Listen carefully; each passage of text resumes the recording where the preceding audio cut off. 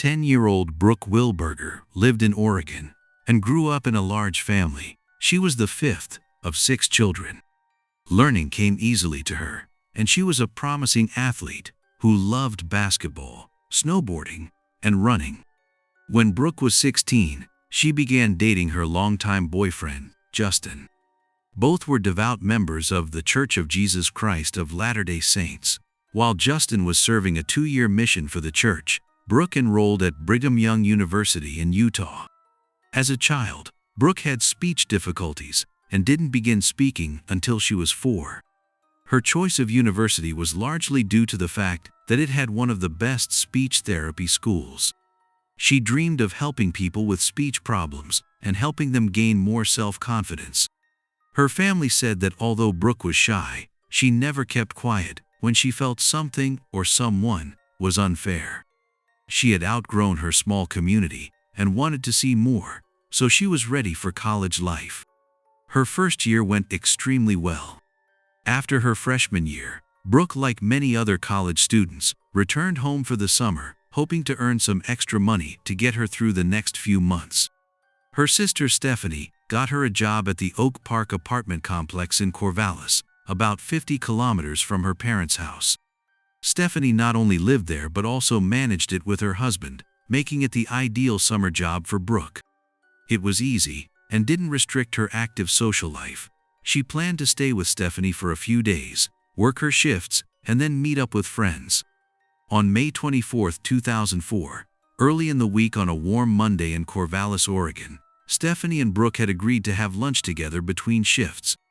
Around 10 a.m., Stephanie looked out the window and saw Brooke filling a bucket of water to clean the streetlights. A few hours later, as she was busy cooking lunch for her children and her sister, Stephanie suddenly realized it was well past 1 p.m. Brooke was running late. Stephanie grabbed the children and jokingly said, "Okay, let's form a search party," and set out to explore the area. She thought Brooke was talking to one of the neighbors or engrossed in her work. The bucket of water and cleaning supplies were next to the lamppost. As she got closer, Stephanie noticed Brooke's flip-flops. They were dirty, and the toe strap was broken. Stephanie felt as if they had literally been ripped off her feet when she tried to hold on. She called her husband, and they searched the area a bit more. When they discovered Brooke's cell phone, purse, and wallet in her locked car around 3 p.m., it was clear it was time to call 911. The police responded immediately to Stephanie's alarm. Clearly, Brooke wasn't someone who just disappeared without a word. Several residents reported hearing screams around 10:30 a.m., but no one had seen anything. The news spread instantly. While some investigators questioned residents, others checked out local criminals. There were about 2,000 in the area, so they had a lot of work ahead of them. Of course, they wanted to talk to her boyfriend Justin.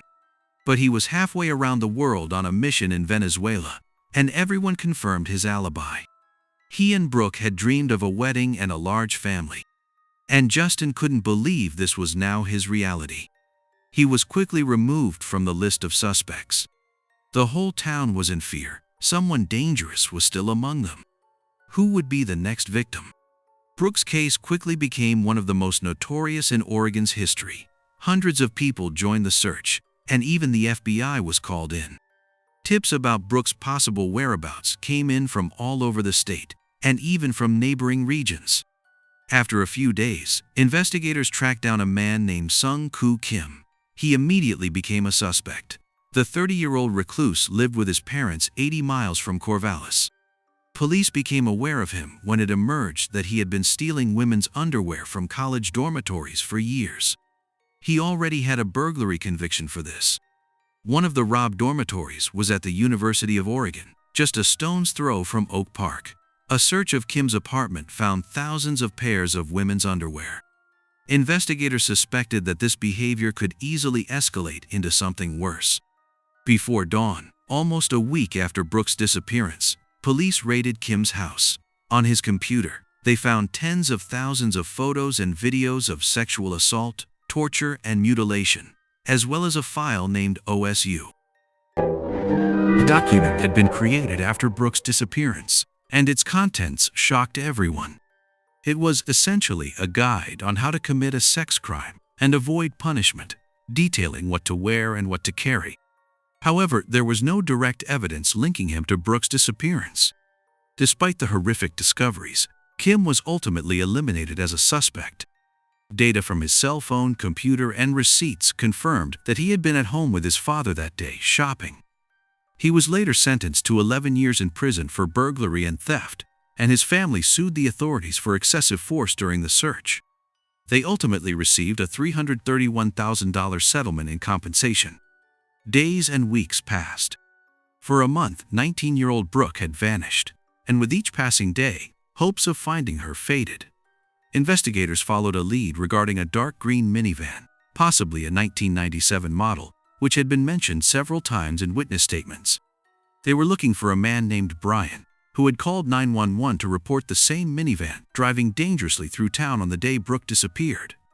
Several people had seen a similar van near the university. For example, Bob, a university employee, noticed it in a parking lot with a New Mexico license plate. The driver was talking to a female student, who later told staff that his behavior had frightened her. Another woman said the van had stopped abruptly in front of her. The man got out and opened the back door, and she immediately ran away. There were indications of a connection, but no one had been able to identify the owner of the car or his involvement.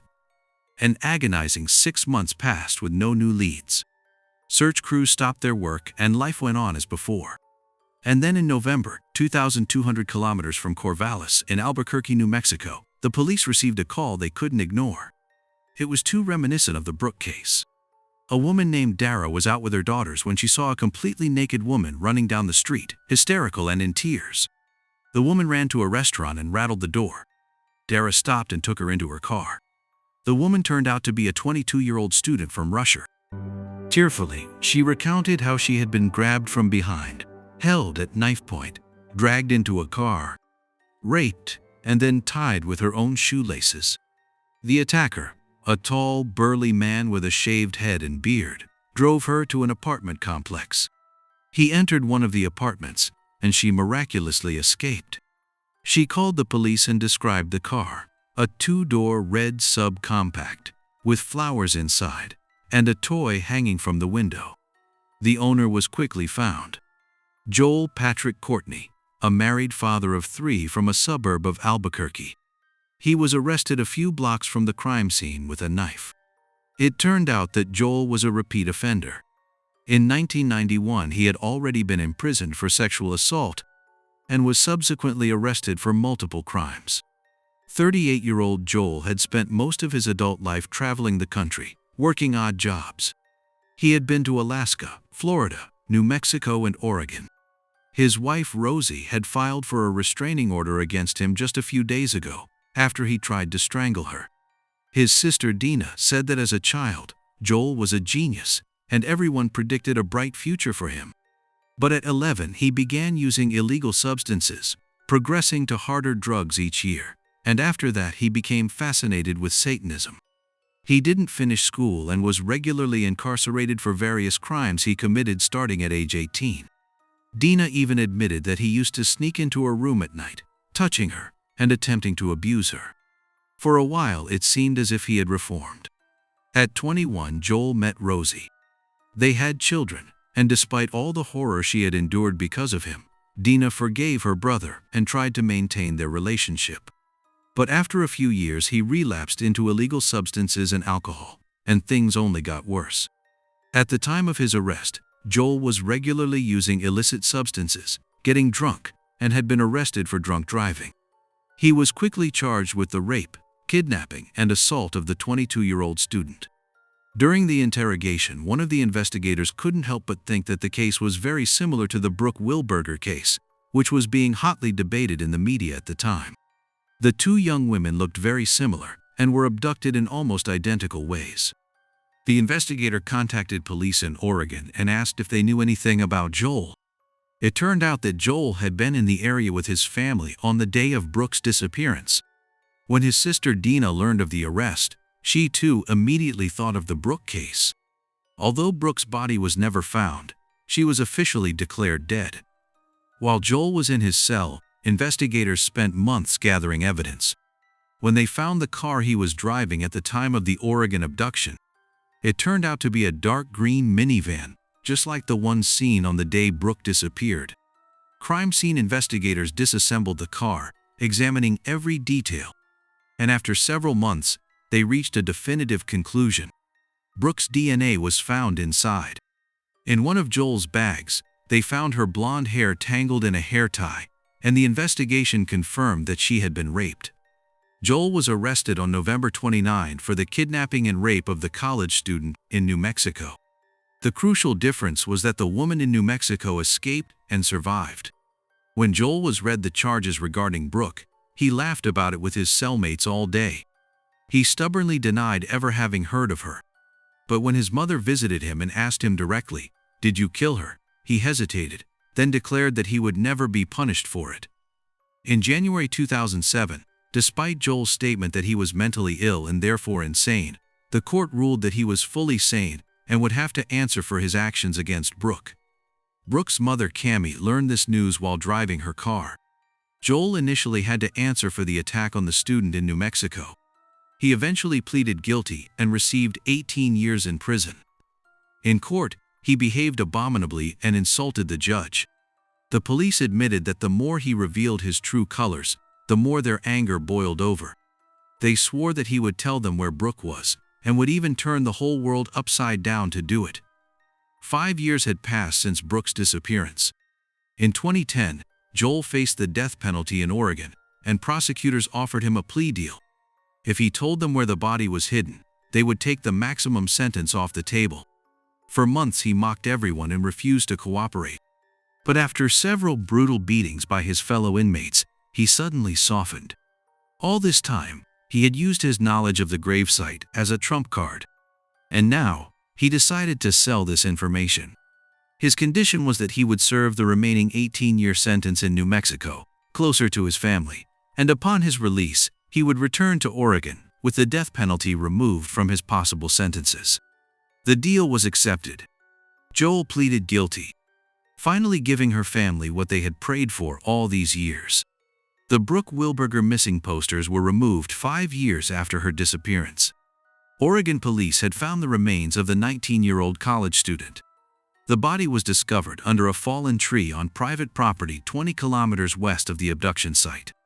Her identity was confirmed using dental records and a silver watch that Cammie had given her daughter for Christmas, which was still on Brooke's wrist. The family, who had always behaved with dignity, even thanked Joel in court for giving them closure. Joel finally confessed that he had been specifically looking for a young woman on that fateful day.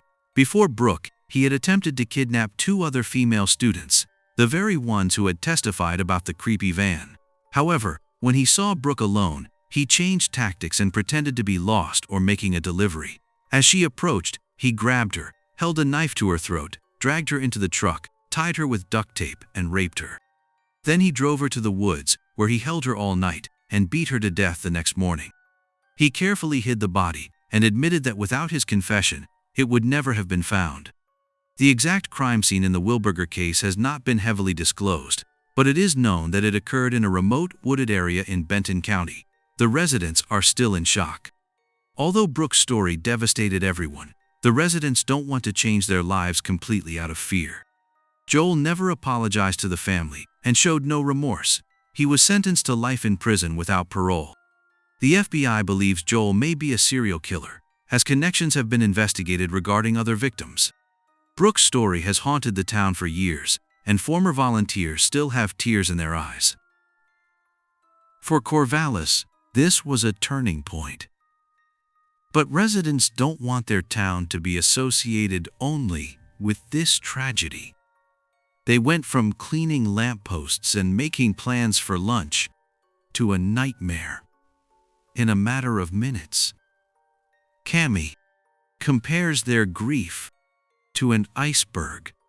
What the outside world sees is just the tip, but the true pain lies within and is immeasurably deeper.